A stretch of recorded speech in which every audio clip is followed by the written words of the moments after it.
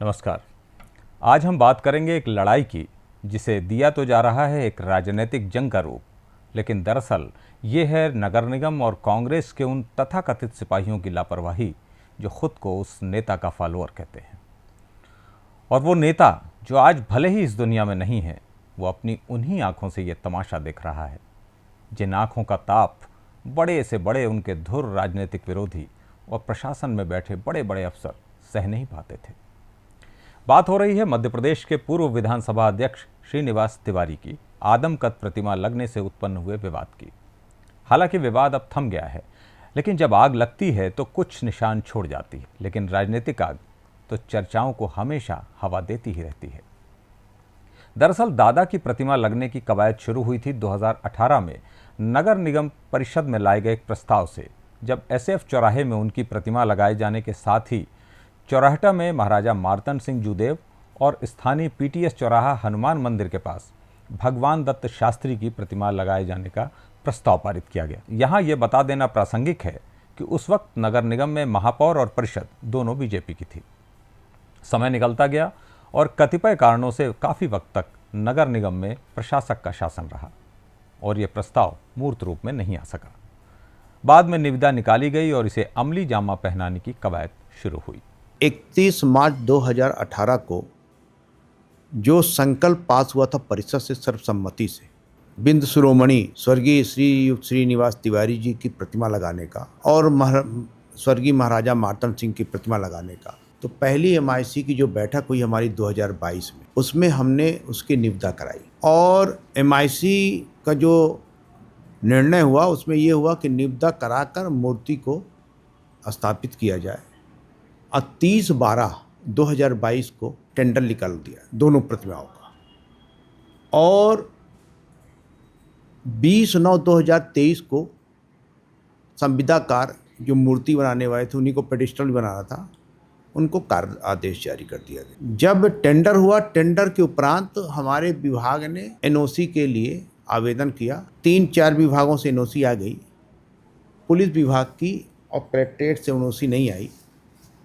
Zonal ने उसके लिए पत्र जारी किया, रिमाइंडर भेजा गया और ना उन्होंने एनओसी निरस्त ही की कि हम एनओसी नहीं देंगे और उन्होंने फॉरवर्ड ही किया कि हम एनओसी दे रहे हैं। पत्र का जवाब ही नहीं आया। अभी वर्तमान में हमारे कमिश्नर नगर निगम ने 20/8/2025 को पत्र लिखा, जोनल ने 14/8/2025 को पत्र लिखा, 25/8/2025 को हमने स्वयं कलेक्टर और एसपी को पत्र लिखा। 1.5 महीने से हो गया, कोई एनओसी नहीं मिली। बाद के घटनाक्रम आपको पता ही है, इसलिए उनको दोहराना यहाँ प्रासंगिक नहीं है, लेकिन विवाद की जड़ क्या है इस पर चर्चा होना लाजमी है, क्योंकि कहीं ना कहीं ये हमारे गिरते राजनीतिक स्तर, ओछी मानसिकता और नगर निगम की कार्यप्रणाली पर जरूर सवाल उठाता है। दरअसल जब भी किसी विभाग की जमीन किसी भी जनहित के काम के लिए ली जाने की आवश्यकता होती है, तो उस पर आगे बढ़ने से पहले संबंधित विभाग से उसकी एनओसी ली जाती है, या फिर कभी कभी जब ज़्यादा जल्दी होती है तो उस विभाग के उच्च अधिकारियों से मौखिक रूप से चर्चा करके या बात करके निविदा अथवा अन्य प्रक्रियाएं शुरू कर दी जाती हैं।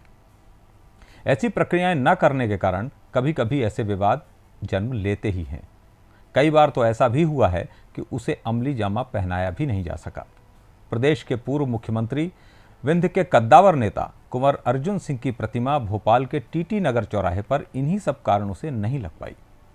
अपने रीवा में ही पूर्व प्रधानमंत्री राजीव गांधी की प्रतिमा रीवा के एक प्रतिष्ठित समाचार पत्र के संपादक ने बीच सिरमौर चौराहे पर लगवाने की भरपूर कोशिश की, क्योंकि उस वक्त वो कांग्रेस में हुआ करते थे, लेकिन नेशनल हाईवे की एनओसी न मिल पाने के कारण उसे एक किनारे पर लगवाना पड़ा, जबकि उस समय कांग्रेस की ही सरकार थी। कहने का मतलब ये कि जब नगर निगम को ये निविदा बुलानी थी तो आवश्यक प्रक्रियाएं पहले कर लेनी चाहिए थी, लेकिन नगर निगम ने अगस्त 2025 में संबंधित विभाग को उसका पत्र भेजा। इसके अलावा जिस चौराहे को एसएफ चौराहा कहा जा रहा है वो वास्तव में पुलिस लाइन चौराहा ही है, लेकिन नगर निगम के पास पूरे नगर का चिट्ठा होने के बावजूद ये गलती इसे विवादास्पद बनाने के लिए जानबूझकर की गई या ये भूलवश हुआ, ये कहना अभी जल्दबाजी होगी। इस पूरे मामले पर हमने प्रदेश के उप मुख्यमंत्री राजेंद्र शुक्ल से भी बात की। सुनिए वो क्या कहते हैं। हमसे तो कभी किसी ने बात नहीं किया और हम क्यों रोकेंगे, ये ज़रूर देखना पड़ेगा कि क्यों रोका जा रहा है। पुलिस प्रशासन का कहना है कि ज़मीन उनकी है और नगर निगम कहना है कि ये मध्य प्रदेश शासन की ज़मीन है। कांग्रेस का तर्क है कि इसके पहले भी मध्य प्रदेश शासन की ज़मीन पे ऐसे निर्माण हुए हैं, जैसे स्वामी विवेकानंद की मूर्ति, तो श्रीनिवास तिवारी की मूर्ति में ही पुलिस क्यों रंगा डाल रहे हैं। हम बात करेंगे क्या बात है, लेकिन इस प्रकार से आरोप नहीं लगाना चाहिए। कोई भी काम करना है तो पहले सारी औपचारिकताएं, उसकी व्यवस्था यदि आप नहीं करते हो और दूसरे पे आरोप लगाते हो तो अच्छी बात नहीं। अब आते हैं हम इसके राजनीतिक पहलू पर। जो रीवा की राजनीति को समझने वाले 40 वर्ष से ऊपर के लोग हैं वो ये भली भांति जानते होंगे कि जो लोग आज बढ़ चढ़कर उनकी प्रतिमा लगाने की वकालत कर रहे हैं उनमें से अधिकतर उनके समय में कांग्रेस में रहकर भी मुखर रूप से उनके विरोधी रहे थे। आज पुराने कांग्रेसी और तिवारी जी के घर वाले दबी जबान से ये कहते नहीं थकते हैं कि असल में कुछ कांग्रेसी नहीं चाहें कि उनकर प्रतिमा ला गए। दरअसल ये पूरी लड़ाई श्रेय लेने की है और तिवारी जी को आगे करके उनके वोट बैंक में सेंध लगाने की कुंठित कोशिश है।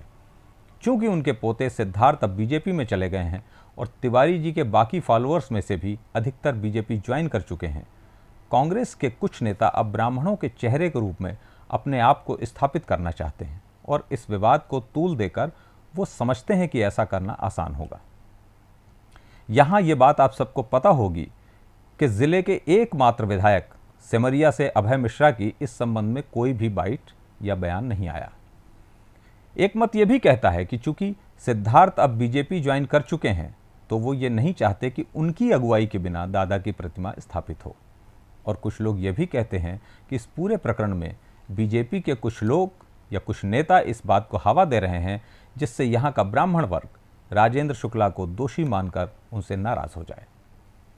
इसके अलावा एक बात और है जो बीजेपी के नेता कह रहे हैं। उनका कहना यह है कि जब कांग्रेस के नेताओं ने अपनी प्रेस कॉन्फ्रेंस करके या अलग अलग वीडियो जारी करके राजेंद्र शुक्ल और बीजेपी पर प्रतिमा न लगने देने का आरोप लगाया तो जब गतिरोध समाप्त हो गया तो कांग्रेसी अब केवल प्रशासन को धन्यवाद क्यों दे रहे हैं। उन्हें इसके लिए राजेंद्र शुक्ल और बीजेपी को भी धन्यवाद देना चाहिए। कांग्रेस की आदत है आरोप लगाना और मनगढ़ंत आरोप लगाना। भारतीय जनता पार्टी हमारा शीर्ष नेतृत्व से लेकर जिला नेतृत्व तक वो लगातार चाहता रहा कि हमारे यहाँ पंडित श्रीनिवास तिवारी जी की प्रतिमा लगे, हमको कोई दिक्कत नहीं। इनकी अपनी गलतियों को छिपाने के लिए इन्होंने हमारे उप मुख्यमंत्री माननीय राजेंद्र शुक्ला जी पर जो मनगढ़ंत आरोप लगाए, इन्होंने एनओसी प्राप्त नहीं की, इन्होंने कोई उसकी पूर्व तैयारी नहीं की और केवल मनगढ़ंत आरोप लगा दिया राजनीतिक रोटी सेकने के लिए। जब हम लोगों ने अपने बयान जारी करने शुरू किया, माननीय मंत्री जी ने, माननीय सांसद जी ने, माननीय हमने, तो अब उनको लगा कि अब तो मामला ठीक हो गया। तो आज वो जो प्रशासन को धन्यवाद दे रहे, प्रशासन को धन्यवाद दें, साथ ही जिनके ऊपर आरोप लगाया है हमारे उप मुख्यमंत्री माननीय श्री राजेंद्र शुक्ला जी, जो हमारे विकास के पर्याय हैं, पूरे बिंदु को एक नई दिशा, नई ऊर्जा और विकास के नए आयाम, नित नए रोजगार रहे, उनको भी धन्यवाद दें कि उनके प्रयास से अब ये प्रतिमा लगी। ये तो उस प्रकार है कि आरोप लगाएंगे राजेंद्र शुक्ला जी पर और यश देना होगा तो हम नहीं देंगे, तो ये ओछी मानसिकता है। अगर स्वस्थ राजनीति है, आपने आरोप लगाया, आज प्रतिमा लग रही है और हम सब चाहते हैं कि प्रतिमा लगे, क्योंकि हमारे वो बिंद के जननायक थे। आज वो हमारे बीच में नहीं है, लेकिन वो विधान पुरुष रहे, विधानसभा अध्यक्ष रहे, तो हम सब चाहते हैं प्रतिमा लगे, हमारे नेता भी चाहते हैं लगे। लेकिन अगर आरोप लगाया है और आज कार्य की सफलता हो रही तो उनको धन्यवाद देना चाहिए निश्चित ही। और हम आपके माध्यम से कहते हैं उनको तो प्रेस बुला के धन्यवाद करना चाहिए। अब बात चाहे कुछ भी हो, श्रीनिवास तिवारी विंध्य के एक कद्दावर नेता रहे हैं जिन्होंने अपने शुरुआती राजनीतिक सफ़र से ही गरीबों और मजलूमों के हक की लड़ाई लड़ी। उनके 100वें जन्मदिन पर उनकी प्रतिकृति रीवा में स्थापित हो, इससे अच्छा तोहफा या इससे अच्छी श्रद्धांजलि उनके लिए कुछ नहीं हो सकती।